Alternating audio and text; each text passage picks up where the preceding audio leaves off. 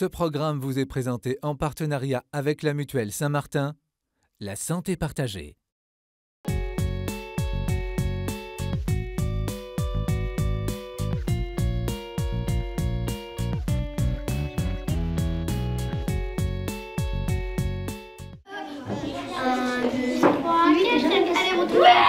En cette période de vacances scolaires, nous ne sommes pas dans un centre aéré classique, mais dans un patronage dans le 15e arrondissement de Paris.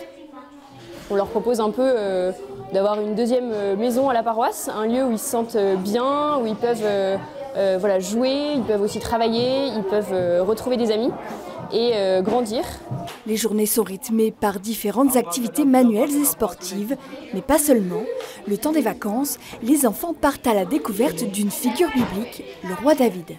Son histoire sera une sorte de fil rouge dans toutes les activités. Il prit ensuite une seule pierre et il tira. La pierre toucha le front de Goliath, une seule pierre, et Goliath tomba à terre.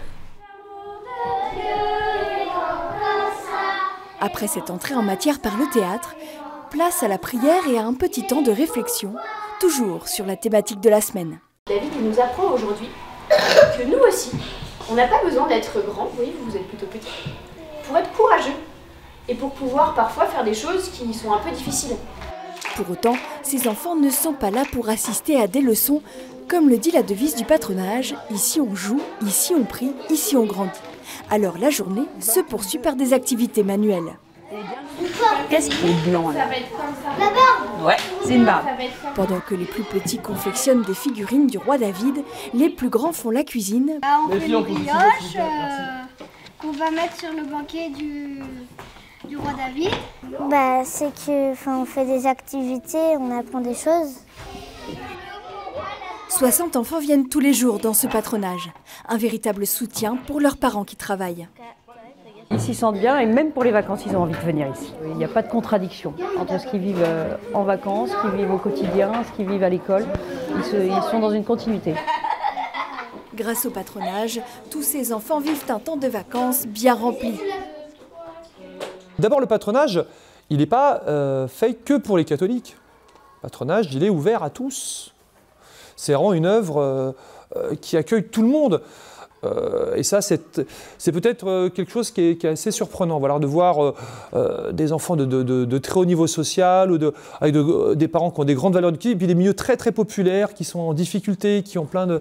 Voilà. Et tout le monde se côtoie et vit ensemble. Il y a un vivre ensemble assez surprenant, à la fois social, religieux, éducatif. C'est vivre ensemble les valeurs de l'Évangile. Quelque part, c'est mettre en pratique l'enseignement de Jésus, donc dans l'enseignement du catéchisme, dans la vie sociale, apprendre concrètement à vivre ensemble selon les préceptes du respect de chacun, du pardon, de l'entraide, du secours mutuel, etc. Je pense que l'Église a toujours une grande attention sur la jeunesse.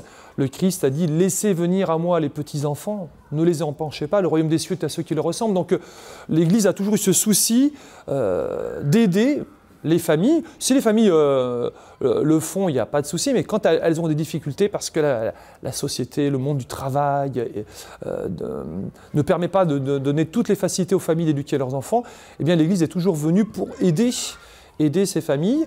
Et donc les patronages ont été une solution. Nous pensons que le meilleur moyen d'intégrer des valeurs éducatives, c'est de les transmettre.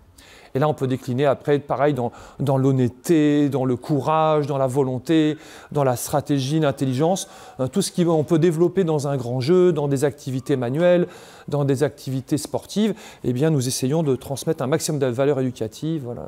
Le patronage est un lieu vraiment d'ouverture pour tous les enfants, je pense. C'est un lieu extraordinaire de rencontres. Et celui qui nous unit, c'est Jésus.